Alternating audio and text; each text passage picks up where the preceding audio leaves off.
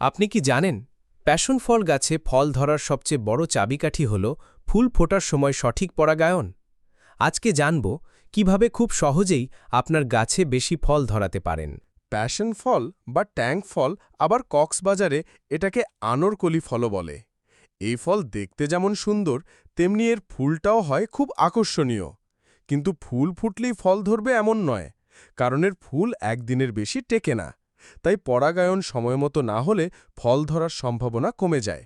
স্বাভাবিকভাবে মৌমাছি বা বড় কীটপতঙ্গ এই ফুলে পরাগ ছড়ায়, কিন্তু শহর বা ছাদের বাগানে এদের দেখা পাওয়া কঠিন।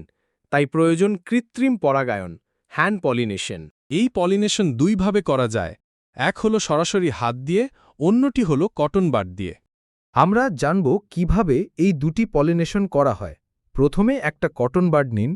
সকালে ফুল ফোটার পরপরই পুরুষ অংশের হলুদ রঙের পলেন সংগ্রহ করুন এবং নারী অংশে আলতো করে ছুঁয়ে দিন।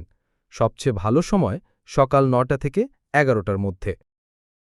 দ্বিতীয়টি হল পুরুষ অংশটি ছিঁড়ে এর পরাগ রেণু স্ত্রী অংশের সাথে আলতো করে লাগিয়ে দিতে হবে।